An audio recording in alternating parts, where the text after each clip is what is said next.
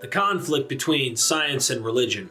Aron Ra joins me today on this show, and we rabbit trail into a variety of different topics. We're going to discuss the biblical narrative, of course, Genesis, Noah, talk about some of these stories and the way they've been understood by most. The majority of people take this as an actual creation account. Of course, there's arguments over what the day means. A day is 1,000 years, or this and that. And early church fathers had variations, etc. The Jews have a different idea of how they view it. Aron Ra actually talks about the issues with ancient religion and modern religion against this scientific approach. The fact that we as humans inherently have the moral intrinsic values, and that it's from a humanist standpoint that these things come. We go into a variety of different topics, of course, during this podcast, but it was a fun hangout with Aron Ra. Make sure you guys check out his Patreon. Help support us here at MythVision too. We have a Patreon. This is what we're trying to do to grow and keep bringing this content out there. I appreciate everybody. Make sure you guys don't forget to subscribe and hit that bell. Like this video and comment your thoughts down below. If you guys want to see an upcoming show again with Aron Ra, give me some ideas of things you would think would be interesting. This helps the channel grow when you guys do those things I ask. Hit me up on the Patreon, hit him up on the Patreon, check out the show.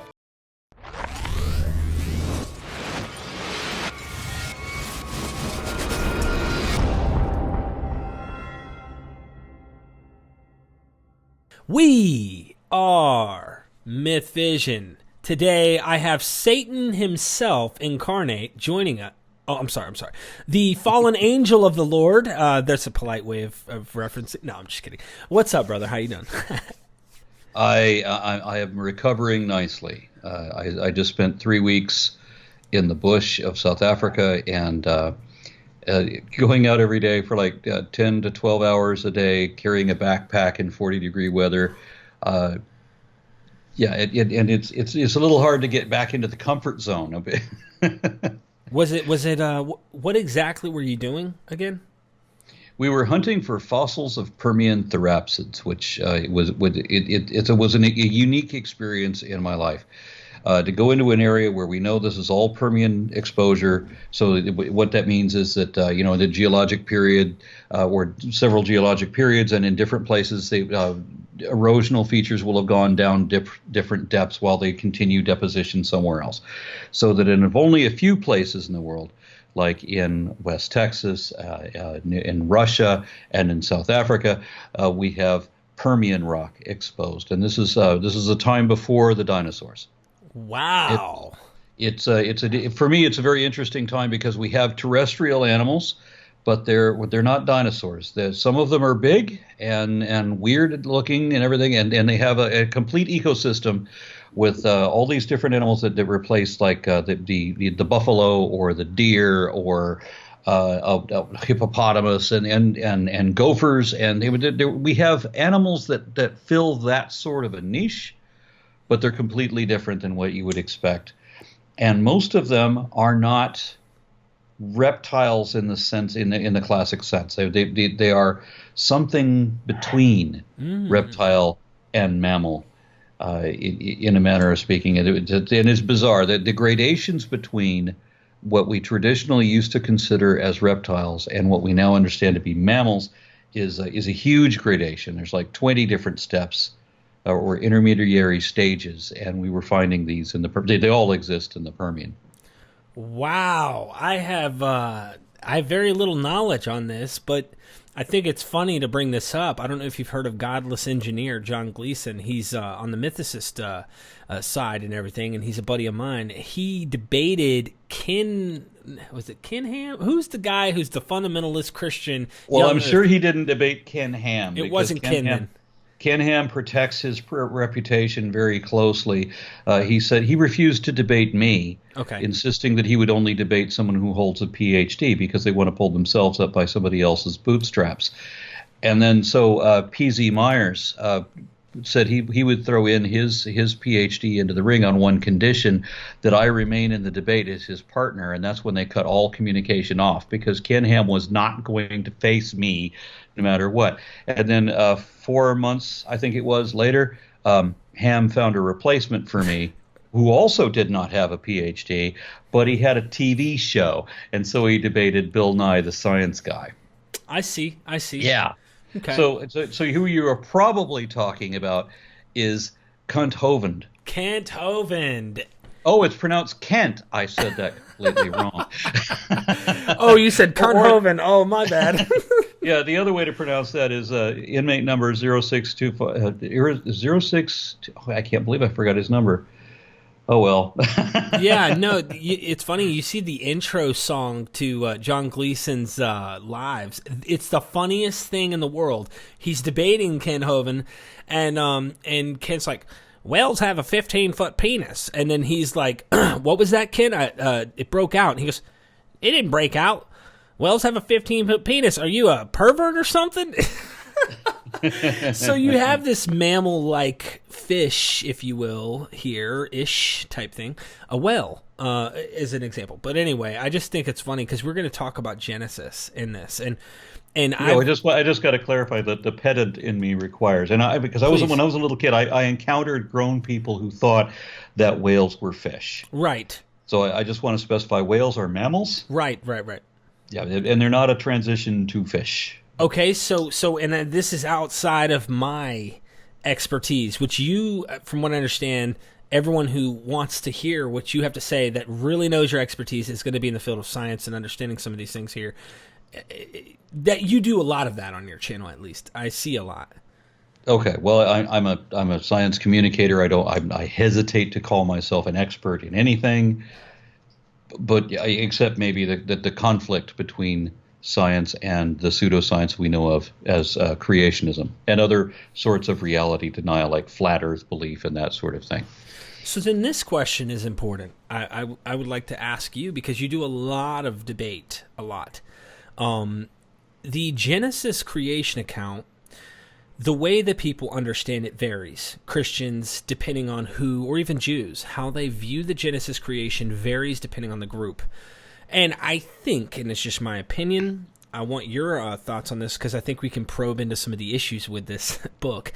Because that's where it boils down to, is the book. People want to change how they're viewing the book to protect, we got modern science that starts to debunk some of these other ideas we have. Let's try to evolve our ideas in the book. Do you find that these guys who come on and say, oh, it's allegory, it's not literal creation, or they try to find a different way to get around that this is an actual creation account of the actual material world, do you have that encounter when you start to challenge people on Genesis and someone tries to come at you and go, this isn't an actual, literal, physical creation account? Have you ever had that? Well, I get lots of different excuses trying to justify how the fable is somehow still true. One of the things that I find interesting about that is that people can't distinguish doctrine from deity. So they want to imagine that these books that they know were written by people, they want to say that they were inspired by or motivated by or taking dictation from God, right? Well, I couldn't believe it. When I believed in God, I couldn't believe that the same divine designer who created DNA and everything else would be such a horrible author that he would write such a bad book. There's no kind of morality in it. You always hear, where do you get your morals from if you don't believe in a God? And of course, our morals come from the fact that we depend on society. We are a social animal, and so our interactions or society are necessary to our survival, and consequently, our society then also needs us to interact productively. This is where morality comes from. If you're a selfish bastard and you go around, killing and raping and being a general dick to everybody, you will be ostracized from that society. You will be removed from the gene pool, either by being imprisoned, banished, or killed, right? So what you end up with is a very strong selective pressure to produce sense of compassion for family, friends, and fellows. So the people in our society who go out of their way to be altruistic, who want to be supportive, who make good friends and allies, right? Who do the work that they're supposed to do and who care about other people. These are the ones that are preferred by our natural selective systems, and society's definitely putting that kind of a drive on, right? So if you understand, and a lot of religious people actually do accept that natural selection happens. They understand the population mechanics enough to accept that. Kanthoven accepts that natural selection of this kind happens. And so what you have with religion is that it tries to defy, it tries to undermine, go against everything that we understand morality to be. That's why it promotes all these horrible things, right? That God tells you that you can't wear mixed cloth. That's an abomination, and you can't eat shellfish because that's an abomination. And he can put down all these laws. You will not do these things that make sense to you anymore. But for whatever reason, he couldn't put any kind of an edict or any kind of restriction in on slavery. Right. Right. Why the hell was God powerless in that decision? Right. So when you have what like the books attributed to Moses, who never existed, say that you can execute people on the word of one or two witnesses if they don't believe. Right. So now here we have a reverse drive.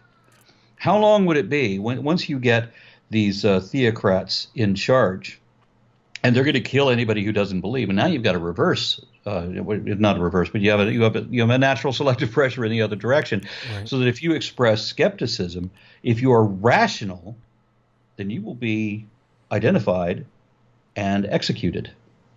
And so, of course, this is how we have religion proliferating today. Mm-hmm. And so, it's funny how that there's a war of tolerance and intolerance, and when religion is in the minority, they always want to be the peaceful ones. They always see themselves as being the more moral, and we should all just get along, and they're not trying to be offensive. But once they have the upper hand, then they will have an iron fist crushing everybody and under their rule. That's not just Christianity or Islam, that's all of them. Any of them get it. I was in India a couple of years back, and I was surprised to find out that everything I thought I knew about Hindus was somewhat wrong, because we always saw living in the United States. My experience with Hindus has been primarily like in Los Angeles, back in the hippie days, like in the airports, always have the Krishna guys out there, always peaceful, loving, vegetarian, pacifists. But in India, they're militant and dangerous and extremely right wing. So when I was in India, there was a Muslim who was dragged out of his house and murdered by a handful of Hindus because they thought he was eating beef. Turned out he was eating chicken, and none of these people could be criminalized because they were religiously motivated, and the laws in India allow all kinds of heinous atrocities if you're being motivated by your religion. And unfortunately, in Sharia countries, there's similar provisions, where any kind of atrocity is okay if your religion allows you to do it. So it's funny to me when people talk about, where your morality comes from. I get my morality from the same place that moral Christians do, and moral Muslims. They certainly don't get it from their fables. They get it from their humanity. Thank you. No, I'm 100%, 1,000,000% with you on that. In fact, I have a saying I tell people who are in the box. They're my friends. There are people who are believers that are my friends. You have friends that are believers. I'm positive. And not quite so much anymore. I'm sure. But I'm sure you treat them the best you can. But if they come at you with something, I know you don't play around. I've seen the videos, but I have the evidence. But I talk to these guys on their level, and I express to them, don't you find it kind of odd that Paul's quoting a 5th century BC pagan poet? Don't you think it's kind of odd these pagans believed and practiced a lot of these things you're talking about in the New Testament much earlier than you guys are? So what I'm making the point to try and free them from that box is that these religious views prior to them probably got them from someone prior to them, and it's an evolution of man that we have adopted new concepts. This is why slavery is non-existent today.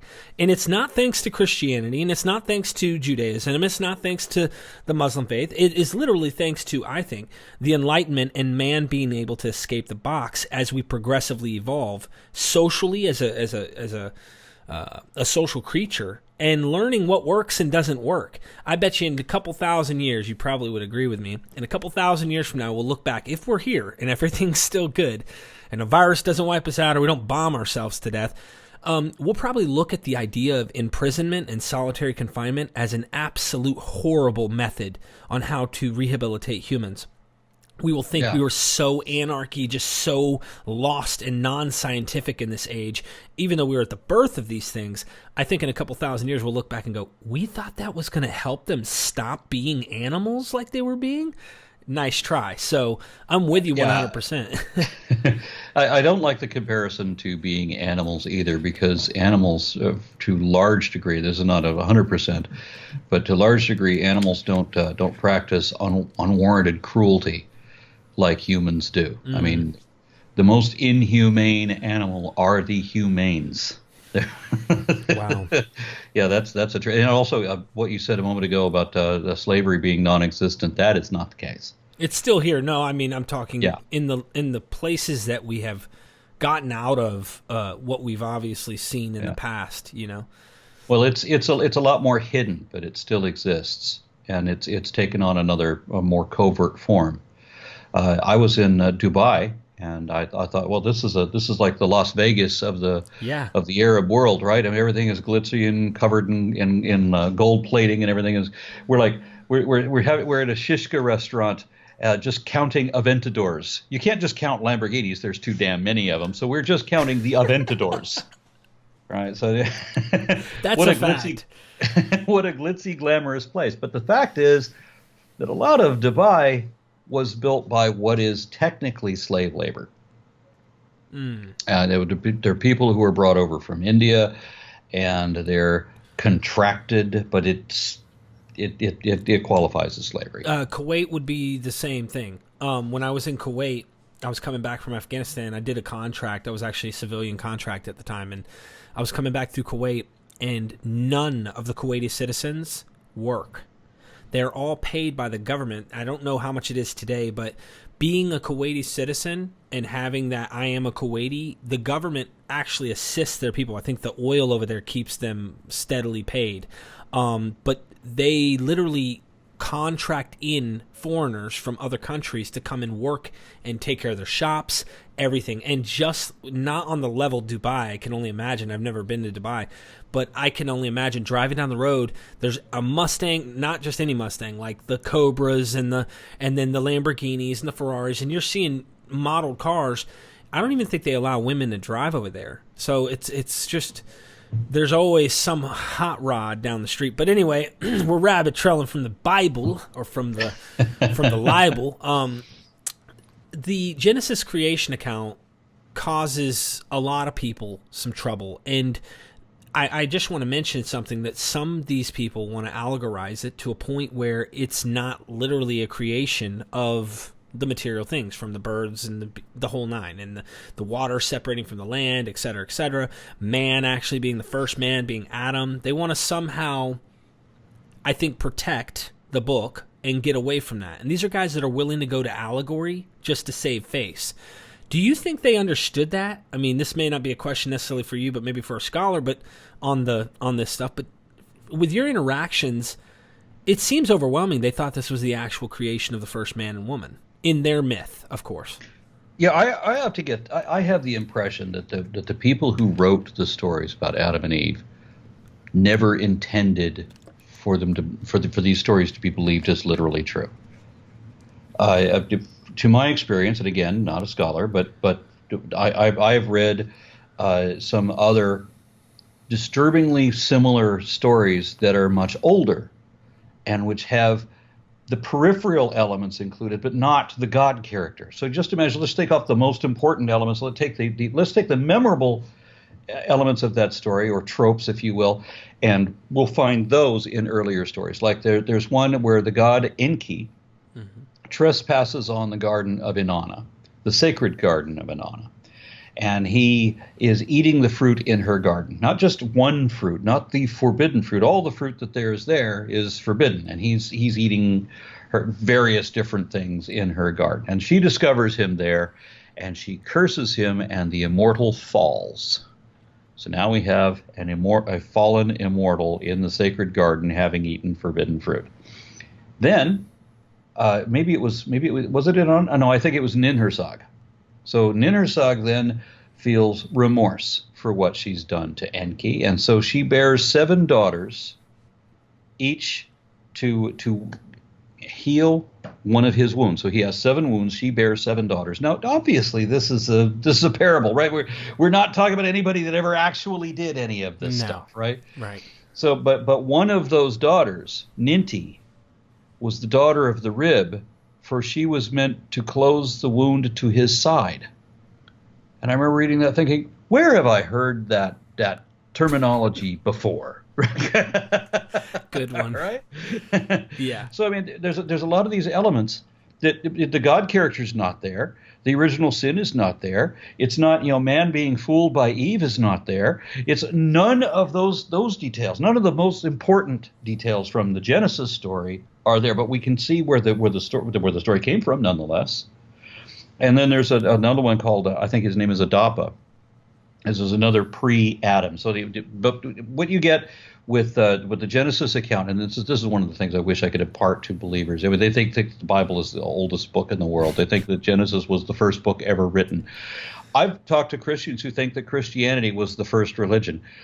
It blows their mind when I try to point out that Jesus kind of pre-exists Christianity. So I mean, if there was a Jesus, then he started Christianity. It didn't start before he existed. Right. They can't understand that. Jesus was a rabbi. Jesus was Jewish. I've met Christians who were outraged at the blasphemy of accusing Jesus of being Jewish. What? People have these bizarre ideas. Yeah. So and they get these things. They don't understand that Christianity is based on Judaism, and they certainly don't understand that Judaism is based in part on Zoroastrianism. Mm-hmm. I've read some scholars have said that Zoroastrianism lent more to the formation of Rabbinic Judaism than any other influence. Mm-hmm. And that's Rabbinic Judaism, because the previous version of Judaism was polytheistic. Mm-hmm. So and Christians don't understand this. It's a very binary kind of a view. I mean, they have their book existed before everything else. Every other religion is a bastardization of that, which just try to imagine how that's even possible. I mean, the Rig Veda is older than the Old Testament. So how? Yeah, like I said, we drank the Kool-Aid and everything turned red, and it had to be red. So I totally agree with you on it's a mental block. It's a purposeful mental block. There's 2 different thoughts here. One is, and this is the way that I summarize it, I don't like to put things into either or categories. Right. But in this instance, to a large degree, we have a choice between those who want to improve understanding, right? So that if you want to improve your understanding, it's not just that you want to understand the way things are, but you want to improve your understanding. You want to understand things better. But that means that your information has to be accurate, and it has no value if it's not, right? You do not want to be fooled because you want to improve your understanding. So you will start scrutinizing where your information comes from, and you will correct ideas that you find that were wrong. I've had to do that many times. I thought things were true that I'd been led to believe for whatever reason. I'd read sources that were deceitful or what have you, and come to find out that that's not the way. Okay, so I got to change my mind. But then there's these other people who have a deep-seated emotional need to believe. They don't want to understand. They literally do not want to understand. They just want to be told how it is and just accept what they're told and go about their day. And these people are very incurious. I was disturbed to meet people who, and most of my own family is like this. I mean, they're very practical people, very pragmatic. They're capable. These are the kind of people you drop them in a forest and they'll build a town. And I mean that literally. They actually did that at one point. But so we got people who are mechanics, craftsmen, carpenters, welders, everything. They're capable of whatever. But we don't have intellectual conversations about anything that happened earlier than Grandpa can remember. And nobody's interested in anything further away than we've ever personally seen. We're talking about people that I know people who won't visit New York or Miami because those 2 places are both too foreign, too much multicultural, all that kind of stuff. Yeah, they're very insular, right? They're very tribal. Our high school is the best high school. Our religion, of course, is the best religion. Our race is the best race because that's always got to come up too. Our state is the best. whatever pertains to us is just automatically the best because we happen by accident to be in it. Yeah, cognitive dissonance, in my opinion, is natural to a lot of people. I mean, I think we've all practiced it at some point, but I totally agree with you that there's two methods, in my opinion, that we're running into. And there is the religious, and it doesn't just have to do with religion. You can call it what you want. Cognitive dissonance method that says, I'm going to prove what my presupposition is going to be right no matter what. Or the scientific method, which is the one that's going to make us progress and become better and advance. And that is saying, let me see what's wrong with everything. And then from there, I'll know what's right. It's the best way to test things. And so that's the scientific method, and I'm now beginning to just barely scratch the surface in my own research in life on this method and using this method in biblical studies as well and trying to understand and say, I want to be fair. I think you and me would both agree snakes don't talk. But what if, I don't want to give the authors not their due and say this wasn't written allegory and something else is meant here. But what if they meant it was a real talking snake? What if this author did? It's all up for interpretation. And to me, it sounds like a creation account myth. The author's trying to allegorize the actual creation of how we got here. I suspect. I don't know. That can cause problems, though. Yeah. One second. Your dog? All right. No, it was. Yeah, somebody was making noise. Anyway, like I said, I don't want to put people into either or categories, but what we have is an overlap. To what degree and on what things do people do this?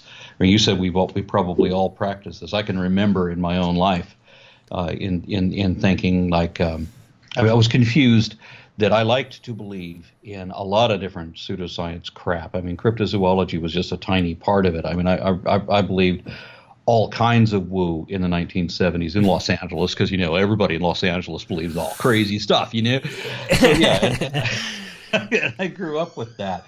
I grew up in that mindset where everything is counterculture, hippie woo kind of stuff.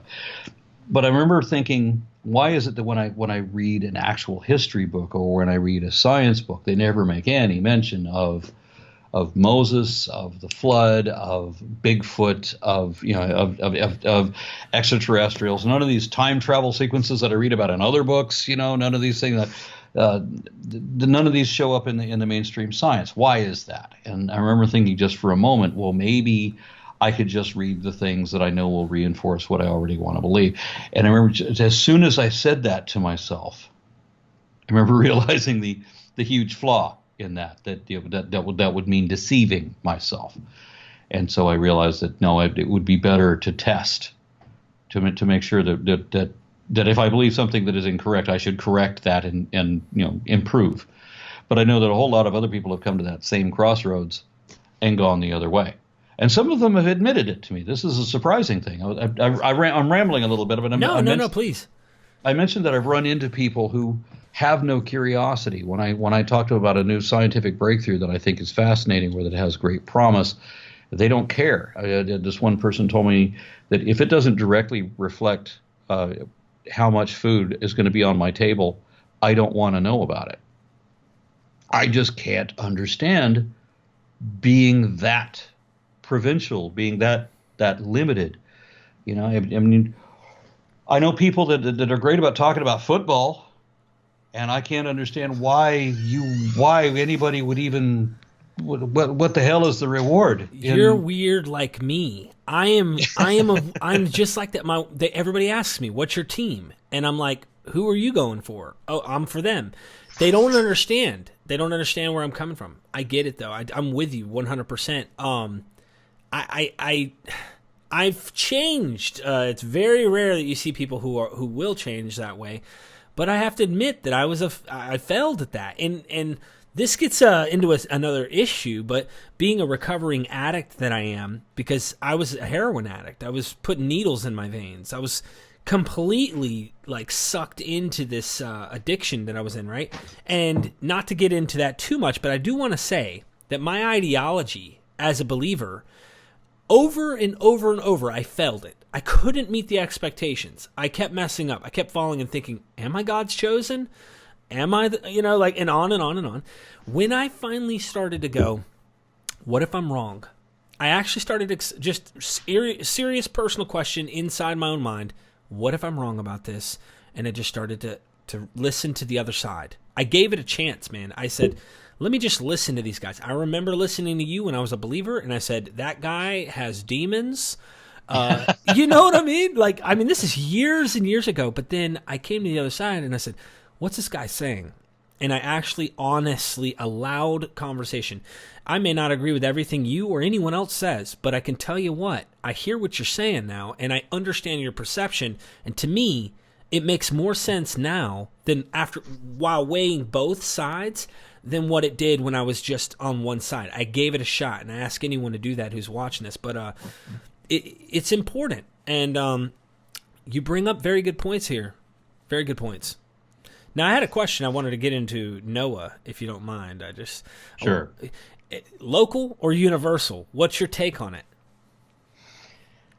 My understanding is, or my suspicion is, that the Noah's flood the story that we have is roughly based on an actual event in 2900 BC, where I know that there were archaeologists that showed that in the city of Shuruppak that there was this massive overflowing, I think, of the Euphrates, and that it divided two archaeological periods where all the pottery is different ever after that, and all.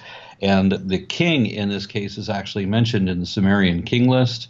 The Sumerian king list actually references this flood event, and it actually says, there was this king, then this king, then this king, then this king, and then the flood washed over, and then there was this king and this king. So we know that there was a flood of the Euphrates, and it was centered on the city of Shuruppak at about this time. Now, the account for then was that this guy, Ziusudra, was in a barge, which was likely to be one of those round boats that you punt down the river, or you have oxen pull you, from the side. And my suspicion is that they're punting down, and he supposedly had some livestock that he's taking to market. So my impression of this is that the guy's got a handful of maybe wildebeest and goats, crap like that, and that's his menagerie that he's taking in. It's not like two of every kind, but everything gets exaggerated because when you talk about a flood story, and yeah, the world has lots of flood stories. All the Christians will tell, well, how do you account for all those flood stories around the world? Have you read them? They're very different. In one case, the flood is blood. The world was flooded by blood. You think that's talking about the same event? I don't think so. In another case, the world was flooded by beer. That's a place you'd like to be, though, Well, I've gotten very discerning tastes on my beer. I'm just teasing. In one of the flood accounts, now there's only one way to exaggerate a flood, right? And that's just to make it to where it eventually covers everything. Mm-hmm. So, like the Greek legend of the flood, had the people that were survivors that rested on hilltops. Okay, well that's not exaggerating enough. You need to flood the whole world. That's the only way to exaggerate this properly, and then you have to account for where all the animals and people go. And in one of these other flood legends, the only survivors were a man and a woman a single man and a single woman, because nobody understands how genetic bottlenecks work, and they survived by hiding inside of a closed clamshell. Makes sense, And what about all the other animals? The animals turned into fish. Oh my God. And then when the flood dissipated, the fish turned back into cows and stuff. So that's funny. That's a reverse evolution idea. Come on, man. No, I'm just teasing. This is I love this stuff, though, because there are people who literally will take a stand, universal, worldwide, and then there's the local. If it is going to have any reality, to me, it's local. Could it be based off of the I don't know, because it's so far back to go back to the Ice Age melting to suppose. But, when the sea levels rose to 400 feet above what they are now, that's a different... Yeah, I hear that one a lot, and that does account for... I mean, when you're talking about the Younger Dryas event, where you go from like a record cold in a single generation, or very, very quickly, you go into like almost normal temperatures for today. Right. Just like an abrupt. So like the Ice Age ended today. Right.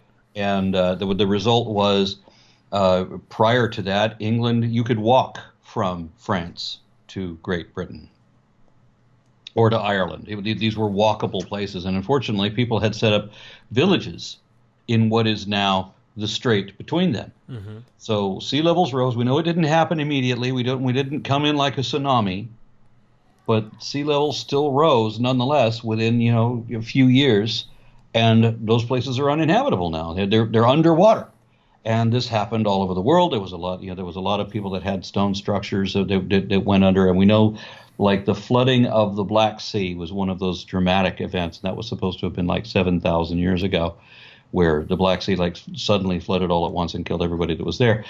But that's a separate event than the Younger Dryas, which was like 11,500 years ago.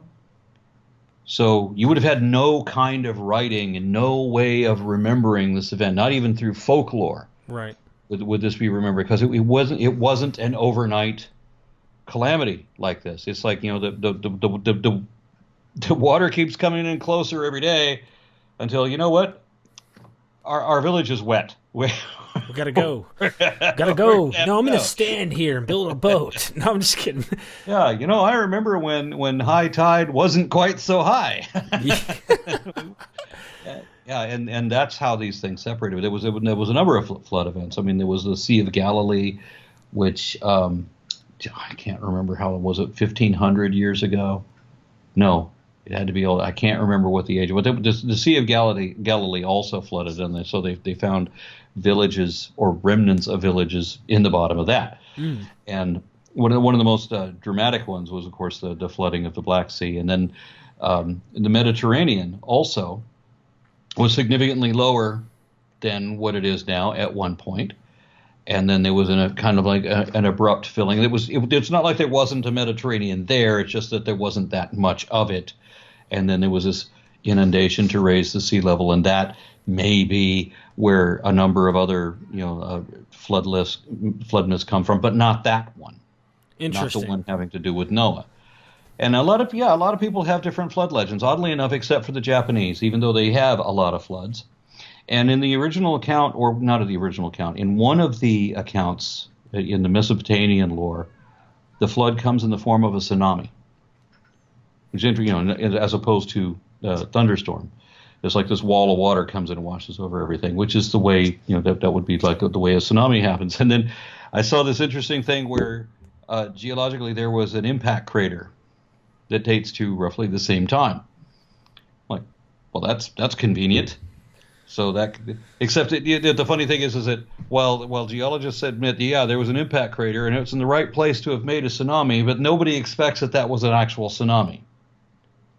So, it's a bold claim, and scientists are hesitant to make bold claims without substantial evidence. Got it. So, we have an impact crater. It's in the right place at the right time to make a tsunami that would have hit this place, but it would have done a whole lot more than just that.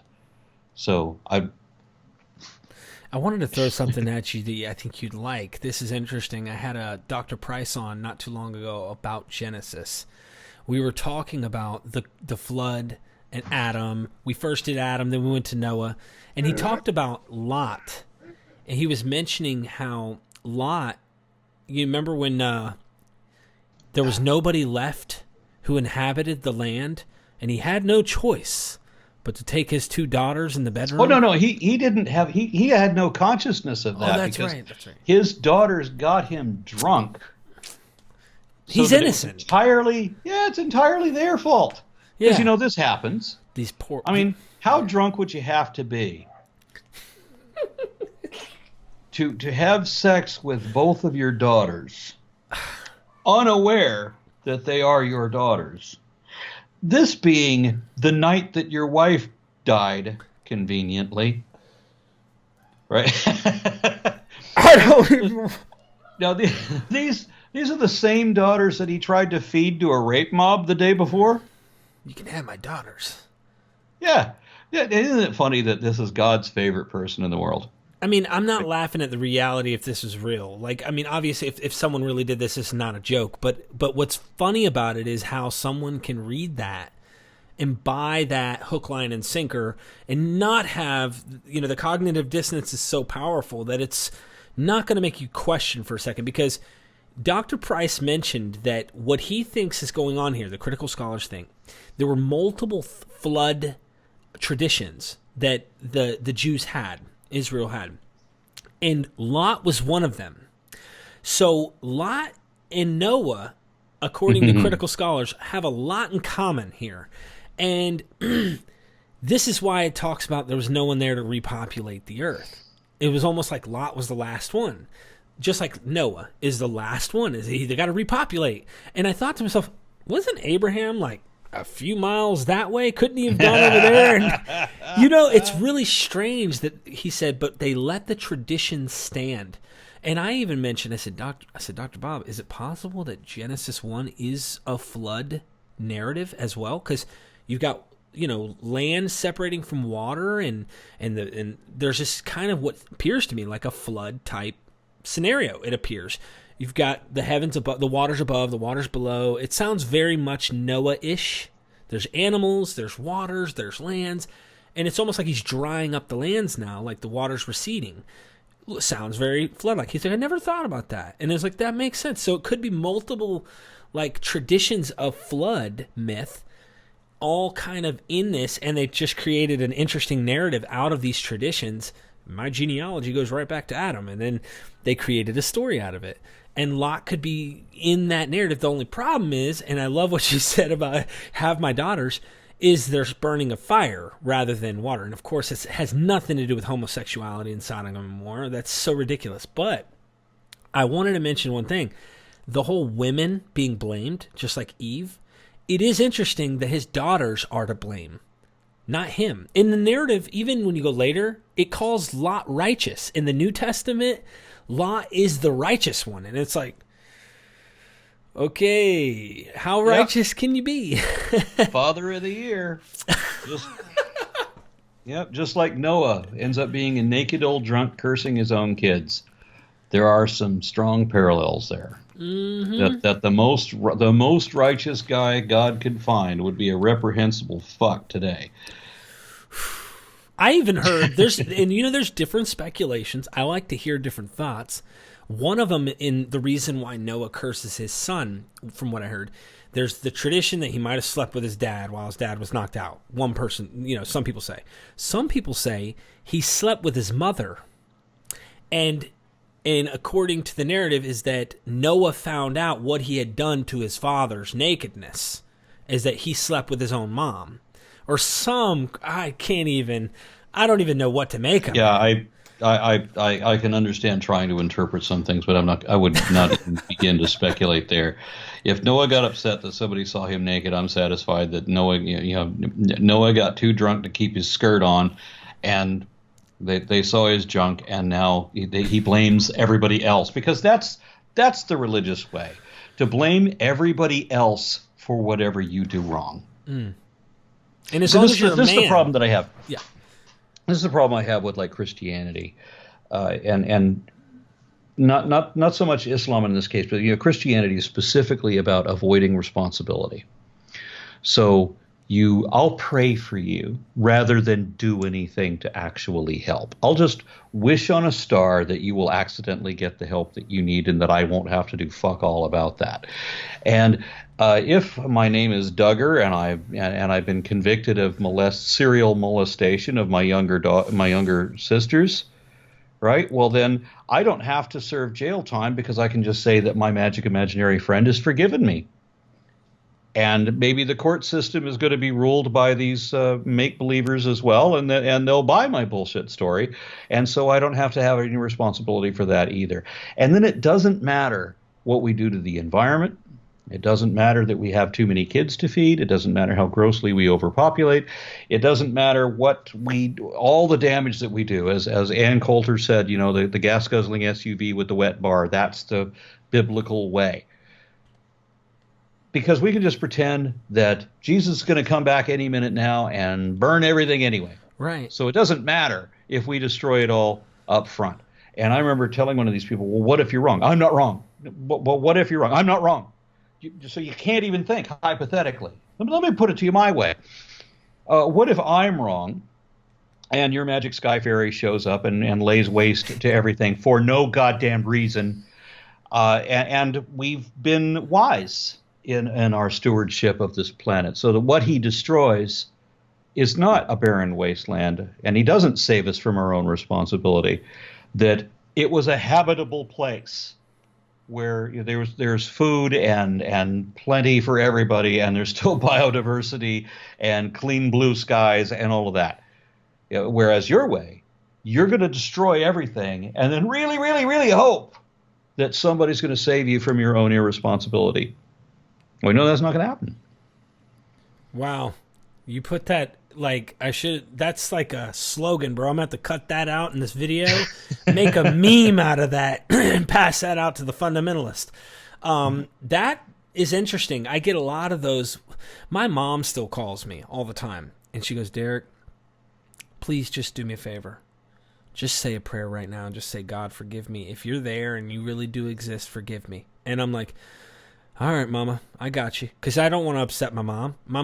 I know my mom is in her mindset. She knows I believe what I believe and how I am. But I tell her, no problem, Mom. Because I'd rather tell a white lie than lie and say, yeah, or just try to hurt her feelings because she just can't understand it. But I think to myself, when they say stuff like what if God does exist and you end up going to hell, that kind of stuff.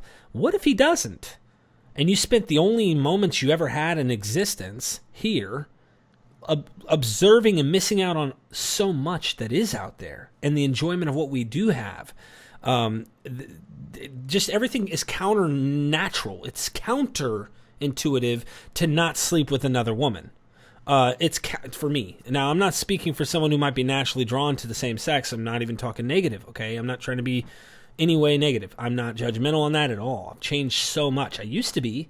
I was a right-wing fundamentalist Christian. I cannot tell you how I was hardcore.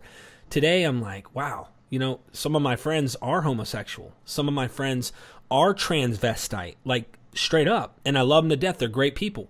I may not be into that, but they're my friends. And I tell these people, I'm like, look, you guys, this box that we put ourselves in is going to cause us harm. And at some point, we're going to have to adapt and evolve. This has got to change. And we're starting that now with the conversations we're having on the internet, you doing your public speaking and debates, all these other guys that are involved in the same thing. And you guys are taking it into politics, which is interesting too and important. But this book is influencing a lot of people on high levels in what direction they go. In the early 1900s, we got involved in the Middle East because of these eschatologies of the end, the temple being built. There was a lot of Christians that influenced political and presidential people to get involved in the Middle East and to cause what's going on over there. And I'm not trying to make this into a politics show, but if we do not learn to separate those things or find a way to get out of fundamentalism, we'll have a problem. Like I said before we started recording, you want to believe something's out there that did this? Cool. You start getting down into the Kool-Aid drinking, we got a problem because it's going to cause this world more problems than we need. Yeah, I make fun of my mother's religious perspective a lot, but I'm sorry to say that it's gotten a lot worse. Really? She's still a Mormon and all of that, but now she worships the falsest of gods. One who never lies, one who is a moral leader, one who is deigned by God, and his name is Trump. Oh man, yeah. My mom's hardcore right wing. My dad is right wing, and that's how I was raised. You were too, and I totally get it. That this.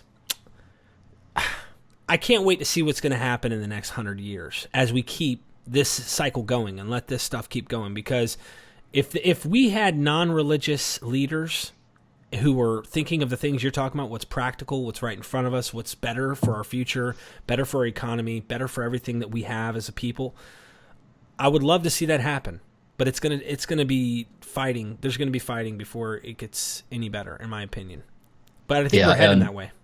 I don't think we have 100 years.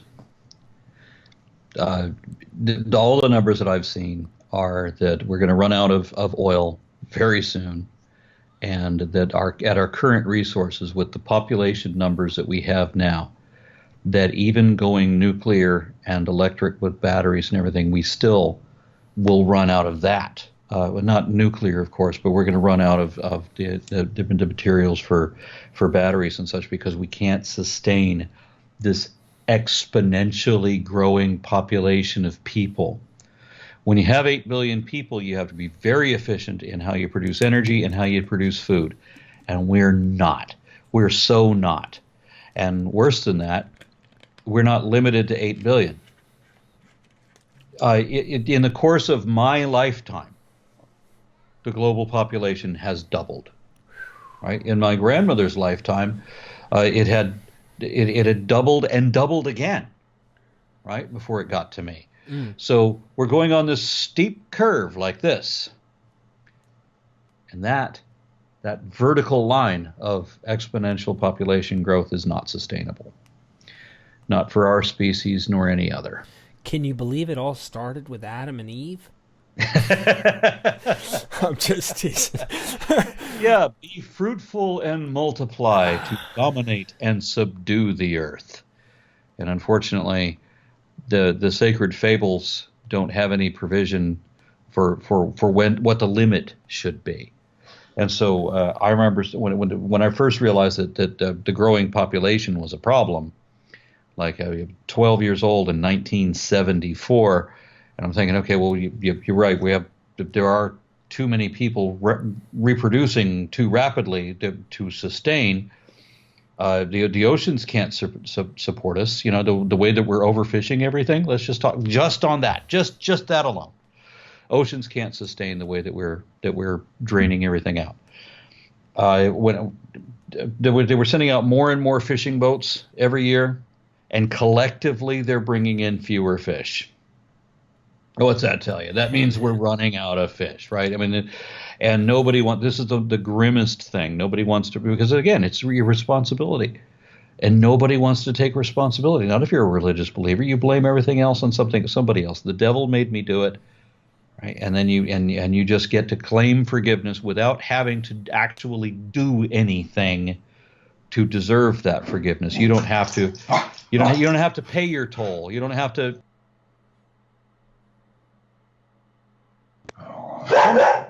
Somebody rang my doorbell. That's the devil. The devil's trying to get us. Yeah, it's okay. Shut up. No, I totally agree with you, and I think it is. We're in a scary spot, you know. We are in a scary situation, and something is going to need to happen, and happen soon. And at the pace we're going, I'm not so sure that's, you know, I don't know. I don't know enough of the figures. I haven't looked at the numbers, but that would be something that I am worried about my children's children, you know, at this point. But I was going to say, you know, maybe the priest had it right all along, man. You know, let's all just become, let's stop sleeping with with women and just become priests. And no, I'm just messing with you, man. Okay, so I have this idea when I'm 12 years old. Well, maybe, you know, everybody should just like have one kid, right? You know, and everybody looks at me like I'm Joseph Mengele, that I'm suggesting that people should voluntarily, you know, use birth control, that as if that was evil, because I'm in a Mormon family. And they want to produce as many kids as possible. Oddly enough, ironically, because they're using eugenics, right? Which is differential breeding, right? So and that's what eugenics is. So they're using positive eugenics instead of negative eugenics, but it's the same thing. I would never advocate eugenics, but they do. The religious people are, and so they're trying to outbreed everybody else. Yep. Because they don't understand that there's like attenuation, that people will give up on religion. They never predicted that happen. So whatever faith you're born into is what you're going to stay in for the rest of your life. And we have to outbreed the Muslims, who are also breeding like crazy. So we're going to overpopulate with insane people. Look at China. I mean, do you want to end up in that situation, where that's not a place I want to be in, overpopulation? Well, so you have this subsequent thought, all right, that at this time they come up with this technology called vasectomy. So you have a reversible surgical procedure. And I thought, in my naivety, okay, so you have these kids. You could just have to have some. It's a painless, safe, reversible procedure. Fine, you just do the vasectomy on the kid, and there we got that whole thing covered, and you don't have the pain and all that. Somehow that's evil. That idea is just absolutely abhorrently evil. It's much better to take the tip of that most sensitive organ and lacerate that, again, without the child's consent. Right. Specifically to diminish their ability to appreciate sex. Wow. At significant risk, also. So, well, it's funny. So it just determines what you want to think of as evil. On the topic of sex, which is important in the Genesis narrative, kind of tying it back in, there's a reason Dr. Bob mentioned to me, and I can't remember the name of the groups, but there's a reason there's 144,000 virgin Israelites in Revelation 7. And it goes back to this idea in the garden where Adam and Eve and the serpent, some type of situation with sex takes place because that's the curse. God literally curses the woman and is like, listen, you're now going to give childbirth in pain. Now, my naivety thought, before that, she was just popping babies out. No problem, no Tylenol, no pain, no nothing. And I literally thought that was what it was like. Before this fall, she could just, hey, Bobby, welcome to the world. No, dude, this whole idea of now you're cursed in pain, you'll give childbirth, is that they had this strange affinity to sex and the idea of sex, and that there's some type of curse in this. It was something to do with sex, and I don't know what that is. Do you have any clue? Well, the Abrahamic religions are particularly adverse to healthy sexual practices, and I think that the whole issue is that sex is a drive, much like eating. Right, and so they also have issues with eating, right? And so anything that feels good is not necessarily evil. I mean, you eat and that feels good, so because that's something you have to do, right? And it's possible to eat healthy, it's possible to drink healthy, it's possible to have healthy sex. Yeah, but wild healthy sex. No, I'm just kidding. Yeah. But they've always got to make some terrible issue out of it. And I think it is because they feel embarrassed about what the drive does to them. Because the more worked up you get, the more willing you are to do things that you will wish you didn't do yesterday. Or the next morning you will wish you hadn't done that's the way sex is. And it would be better to understand that and accept that this is a thing than to make up some bullshit guilt trip. Do you think that's where the idea, and I know that, of course, they'll have their opinions. Do you think that's where the idea of eating certain types of food come from? I mean, I don't know about you, but shrimp is awesome. And I don't know if you think that maybe certain animals, not completely, but... Yeah, well, we think shrimp is awesome because we discovered butter and garlic. And for me, a Cajun Vietnamese fusion sauce that's made with ghost pepper, and that's wow. Wow, yeah, sitting on the toilet for a minute. Yeah, there's this. It's my favorite place to eat. Is they do this they boil snow crab in this sauce, and it's very hot, but I think they also use crack cocaine in it because it's really expensive, but every time the waiter comes over, we'll say, would you like another couple of pounds? I would say, yes, I would, please. Right. Can't stop eating. So I'm contributing to the very problem that I just brought up. Well, I just wondered, because you brought up a good point about the whole sex, and I was thinking food might have something to do with that. Almost every practice that you could think of, it's against the whole pleasure, fighting the flesh, fighting the the self desires of what we want naturally. It's almost like fighting natural inclinations. And I get it. They might argue going to the other, our natural inclinations to kill another person if they upset us. Okay, maybe you're right, but maybe you're wrong. I don't know about you, but I don't feel like killing necessarily. I feel like beating someone's ass sometimes, maybe, but I'm not thinking I'm going to kill this guy. I'm sure it happens, though. But that's natural, too. These are all natural things. And I told my wife, it's an interesting thing. This is getting more personal now, but nonetheless, it's okay. Since I've left Christianity and this belief system, I've actually come to a conclusion at this point where I don't feel the whole sin idea. Like, I don't feel a guilt about naturally looking and seeing another woman that's beautiful. I even told my wife, I'm like, I used to not want to tell you what's in my head. I didn't want to tell you that I thought this girl was beautiful or something. And there was this weird, don't say that. And today, now that I have this open communication with my wife, me and her talk about it. Look at her butt. Look at that butt over there. You know what I mean? And it's so freeing because my wife thinks women are attractive too. And I'm like, dude, I'm the most blessed guy in the world. That's all I could say. But nonetheless, I'm free now. I'm not fighting myself and then going, God, have I lived up to your justice? Have I lived up to your whole... Even if I did live these laws, I'm still not worthy. Really? Absurd. That's just a horrible way of living, in my opinion. Yeah, to look at the way that Abrahamic religions constantly repress people. I mean, you have all of these different religious groups that have these vows of chastity and so forth, and then look how perverse these people become because of that. I mean, let's just mention Catholic priests, right, as the obvious example. I've seen other such examples among Jews, among imams. And it seems to me that the biggest difference between, or one of the most recognizable differences between the Protestants and the Catholics is which gender of child they Wow.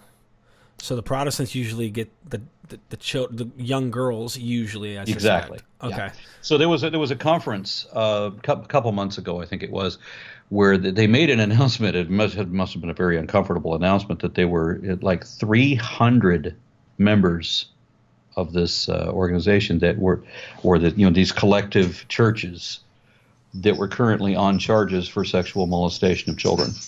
And these are Protestants. That was Protestant. Oh, right. Wow. Right. So it's not just the Catholics. It's not just the Catholic priests doing that. It's because it's not just the repression of sex. It's also manipulation. It's a power play. It's control. Because look at what you can do in the clergy. You know dick about jack. You have absolutely no understanding of anything. All you have to do is sound confident. That's it.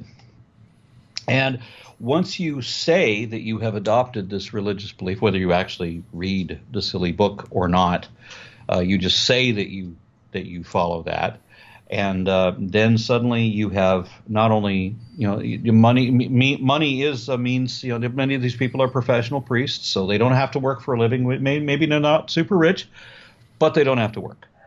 So all they have to do is pretend to be wise, pretend to console people, right, and just have their bills paid, and they get treated like they're especially moral. They get treated like they're especially wise. Superior. They very often get political power as a result of this. So that's got to be appeasing to some people, and it's got no criteria whatsoever. You don't have to pass any tests, right? So there's this one guy that I saw on stage, and I thought this is the most reprehensible fuck I'd ever seen. He was kicking people in the head. He's up on stage and he's putting his boot down and kicking people in the head to bring Jesus into them, right? And then he was telling the story about how he punched this minor, this 15-year-old kid, punched this kid in the chest to get him to accept Jesus on these no uncertain terms kind of thing. And if I remember correctly, it is that guy that just got sentenced to life plus 20 years in prison for all of the children that he molested. Wow. I've seen the video, and he gets really emotional, and he's like, and I told little Doug, whatever the kid, I came over and I hit him. I hit him square in the chest, and I'm thinking to myself, He's saying this. Everybody see this? And then he's like, Yeah. And I said, quit playing games with God, Doug. Quit playing games with God. You know, like, wow. And then people hook, line, and sinker by this. I agree. There's this power, superiority that you get in that position where you're really playing with people's souls, if you will. And I think it's funny because, well, it's not funny, but I now look back. It's kind of like watching, maybe I shouldn't say I think it's funny. I think it's horrible. I really do. I don't know. I have a sick sense of humor. So I'll see Celebrity Deathmatch, you know, back in the day on MTV, and I thought that was funny, even though they're ripping each other's limbs off and things. It's a joke. But this is real, and I shouldn't even be saying that I think this is funny because it's sad what has become. And the religion, now that I've escaped it, I don't feel, it's kind of like absolute acceptance. Once you just accept something, you know it's natural, you're not inclined for, that's a cookie I can't touch. I obsess over the cookie I can't touch if you're telling me you shouldn't touch the cookie. To me, I now know that, hey, all things are, you know, this is my world. I can, you know, do freely. And that also causes me to want to restrict myself purposefully for good reasons, though, not for supernatural Santa Claus in the skies looking down at me. Don't do that while kids are starving in Africa to death. I'm over here getting blamed. Why did you watch pornography? I cannot believe you. You know, it just doesn't work out in my worldview anymore. It can't, and I hope it doesn't for many people who are watching this. We rabbit trailed from Adam to sex, but it's important because it does go into this discussion. And I'll say this: people who are non-religious do these things too. Okay, we're not saying if you're non-religious you're going to be a saint. Okay, but what we are saying is, how is your religion truly doing what you say it's supposed to do? And all the evidence is contrary to the thing you claim it's supposed to do. That should tell you something. That should say, this speaks volumes that morality doesn't come from the religion. It comes from the very thing you were discussing at the beginning of the show. And that's powerful. That is, I'd rather live godless and be just happy, free, a human to try and better society. And really, my 3 kids, I do have 3 kids, and I thought that way when I had my first one, be fruitful and multiply. I told my wife when we first met, 8 kids. I was so religious. We had 3, and I was like, hell no. I was religious, and I was like, no more. Even as a religious person, I just couldn't, I didn't want that many. And keep going? So I stopped. And now I'm actually going to get a vasectomy. Because I don't want to have any more, and I don't want to risk it, and makes the wife happy to think if I ever did go out or whatever, you never have to worry about little Lamberts running around. But I'm just being honest with you, you know? And I don't know if the religious can be that honest, you know? I don't know. What do you think? I see religion as being inherently dishonest just across the board everywhere. Faith, I often say, is the most dishonest position it is possible to have, because it is an assertion of baseless speculation as though it were a matter of fact, right? Which is already dishonest, yet that's what all religions do. That alone is already dishonest. But then you also have the statement of faith, at least from the religious extremist groups, and creationism is a form of religious extremism, wherein a lot of them will post a statement of faith. And I encourage you, if you're involved with a religious group, go look up their statement of faith. In some way, they will phrase it different ways, but they admit that they will never admit when they're wrong. They admit that they will never admit that, one way or another, that no evidence can even be considered if it contradicts the scriptural record. Right. Or their statement of faith. Like, Catholics have jumped on, a lot of them, on evolution. A lot of Catholics believe in evolution. However, there's certain things you can't touch that are no-nos, like the resurrection of Jesus or the virgin birth or the perpetual Virgin Mary, whatever it might be. They have their no-nos, and every religious view has a no-no at some point. Somewhere down the road, you're going to find it, if you dig deep enough, you know. Yes, sir. Yeah. So what I would have liked to have seen with religious believers is, like you said, you mentioned a friend who, believes there's something, right? Well, yes. I have similar friends. They didn't want to call themselves atheists because, although they don't believe in what would be considered a God, They say they believe there's something. They believe that like the universe has a plan or something, like, I guess. But that relates to a poll that I saw that I thought was fascinating. It was a poll of a scientific organization wherein they asked all these scientists, do you believe in a God or higher power? And when they mentioned God or higher power, I'm sure that what they meant was just clarifying what they meant by a God. But the scientists didn't understand it that way. They were given a choice. Do you believe in a God or a higher power? Right. And so there was some percentage of them, I can't remember what the percentage was, but who did not believe in a God, but did believe in a higher power. Like, what the hell is it? Yeah. It could be the Force. Right. It could be Gaia. It could be, Spinoza / Einstein's view of pantheism, where literally the universe has a plan. Right. Something like that. So, I mean, just because you believe there's something doesn't mean it's God. Right. So the best way to determine atheism, to my view, is are you convinced that an actual deity really exists? And by actual deity, I mean, is it a God? No. So, and some people will make the argument that, well, I'm agnostic. I'm the ultimate fence sitter.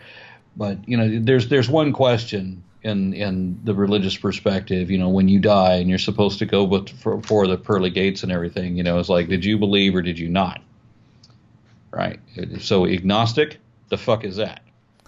Did you believe or didn't you? Here, we'll set you up on the pearly gate. I didn't believe in God, but I didn't believe in not God either. Yeah. Fuck you. Hell.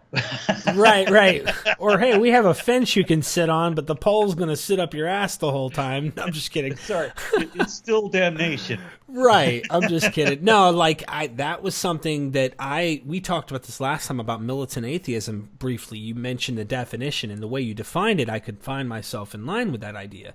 However, I'm not hostile. I'm not, so when they think militant, they think hostile. Well, obviously you need to define your terms. When you mention agnostic, I tell people, if they want to know, am I agnostic? I'll say, listen, and this is the way I've been defining it, because by definition, I'm an atheist. I don't believe in a God. I don't believe there's a divine being of any sort out there. I have no reason to, and I've been led to further and further reason why they're not. Okay, that's just my opinion. It doesn't mean there couldn't be, which is the point of why I tell people, look, you want to put me in a box? I don't know if there is possibly a God out there. I'm not convinced at all there is. I'm an atheist, but if you wanted to try and pin me down in an argument or debate, are you absolutely sure? No, and you're not either. So there we are. We're all agnostics now if you want to play games, but they like to play the game atheist or agnostic all day long. And I tell them, I'm an atheist by definition, but I don't know if there could be. I'm not convinced there is.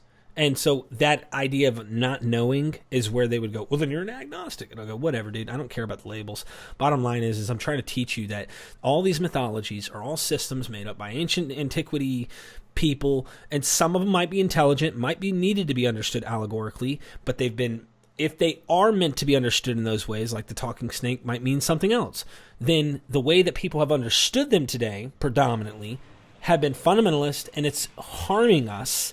So if you want to say it's a story and that's it, it's a great myth or something, cool. That's not how it's been understood, and that's not how it's been used. So you want to say Jesus dying and rising again is some internal, spiritual understanding of your own person, cool. I'm down. That's fine. That's not what the creeds say. That's not what the church taught. That's not what it's been understood as. Millions of people have died over. Exactly. So I'm cool with that. Like, you want to allegorize and all that, cool, fine. Change the text to what you think it really means, okay. Problem is, and even then, now I find myself outside of the text, not wanting to play games with it. But nonetheless, problem is nobody's doing that. So we have a problem. We need to find the flaws, and that's what I do MythVision for. I want to poke holes, use the scientific method, see where it's inconsistent, see what the problems are, invite all the scholars on, and really challenge this book, which isn't hard to find issues with. So that's why I have you on here, my friend. Well, you brought up something that is a personal pet peeve, is the hyper-skepticism, right? So how do you know? And if we want to, we can go run down that rabbit hole too. So we can challenge whether we know anything. And what I often see is when I start bringing up evidence, the people who believe what they want to believe immediately try to reject that evidence by telling me that I can't prove that the evidence exists because I can't prove that I exist because I can't prove that anything exists. I might be a figment of their imagination. And how would I know if I am or not? Or we're all figments of God's imagination. Maybe, and nothing is real. Okay, well, fine. If reality is real, then all the evidence shows that there was never a global flood, there was never an Adam and Eve, and evolution really happened, and the Bible is absolute crock of shit. That's if reality is real. But if reality is not real, then that means that none of that shit ever happened, and the Bible is still wrong either way. So what's the point in telling me that that maybe we have false memories and all that? You're still wrong. Right. we have to accept that even if reality is an illusion, we still have to live by the rules of the video game that we may be non-player characters in. This is still our reality, even if the reality is fake. It's still our reality. We still have to deal with it. So we still have to be pragmatic about it, accept the fact that we exist in this reality, and then look at the facts. And according to those facts, when you see footprints on the beach, it means that somebody walked there. Right. So, yeah. So the evidence means something. So you're telling me that when there was only 2 sets of footprints, Jesus wasn't carrying me? I'm just teasing. No, but you bring up a good point. And in reality, if this is reality, basing on that idea there, I find it interesting. I found myself years ago doing this, and I do want to understand what the Bible really means. This is just a fascinating topic to me because it had me gripped, right? So I want to figure this thing out. I have a motivation to really understand it. The problem in this world that we have isn't just the book, okay? It isn't just the book. The people handling this book have, if the book is, and I'm going to go to bat, the only time on this entire episode I'm going to go to bat, if the book is meant to be allegory or historical fiction, if it's not in reality, here's what I mean. The book can say what it means, and we can go, dude, really? That's a celestial myth. That, like we talked about last time about the olive tree. Did Jesus really know it wasn't out of season? Or is this some hidden message? Well, what they've done with it is they've used it as a weapon, and it's not a healthy thing. So even if its meaning is something else, why aren't we combating a book that's being misused and misapplied, if it is that, and showing people they don't need to be part of that? Escape that. I'm not saying we need to go around teaching, no, this is the true message. The message is allegory within yourself. Let's try and do this and this and that. But what I am saying is it's used as a weapon so bad that we need to combat that. There needs to be reality, and people need to realize, okay, we're killing people. It's time to get and grow up. We need to grow up because this book that was written thousands of years ago wasn't written to us anyways. It's time to start looking at what the book says. This isn't the Bible, but these are my notes. But I had to use an example. I like to talk with my hands. So, but I'm with you, man. I'm 100% with you. And I wanted to have you come on here to talk about the Bible, talk about Genesis and Noah, and just briefly mention why there's reason to doubt, why we need to be skeptics today. We're doing better. The more this can get out, the better. I hope nobody in charge changes the freedom of religion and thought in this nation, but let's just hope we go in the right direction as humans and try and make that possible. How do they get a hold of you? What way can they support you? What's the options here? Well, the best. I'm a full-time activist now, and so I need all the help I can get. So patreon.com/ARONRA. I make 6 videos a month. If you want to donate to that, just bear in mind that's what it is. So you make donations per view. Can you afford $6 a month? Can you afford $60 a month? And that's what I live on, have been since 2014. And the interesting thing is that the more I do, the more it seems that I can do. And so I've just become more and more active, and I'm glad that I'm able to do something where I feel like I'm making a difference, and it's not just an illusion, because I get a lot of fan mail that tells me that I've helped people out of, I get regularly, like I'd say about an average of at least 3 a week, people saying that I've helped them come to a rational position from a very dark place of indoctrination and what have you. And I'm very glad to be affecting people in that way. That's powerful. I love that. And you've helped me. That's why I had you come on the show. I try to get guys that have inspired me in some way. You have a lot better understanding of science than I do. And just in case anyone wonders, I definitely knew that a whale was a mammal, but I'm simply pointing out that the damn thing lives in the ocean, and but so do manatees, and so do other types of species, seals, etc. So go check him out on his YouTube channel. And the name of your YouTube channel is Aron Ra, correct? Yes, Aronra. I got your name right this time, by the way.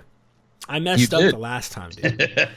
Aron Ra, and check out his Patreon. We got a Patreon here. Help him. If you can help this channel, help this one. But I'm trying to make the point, guys, invest in what you want to see for your future.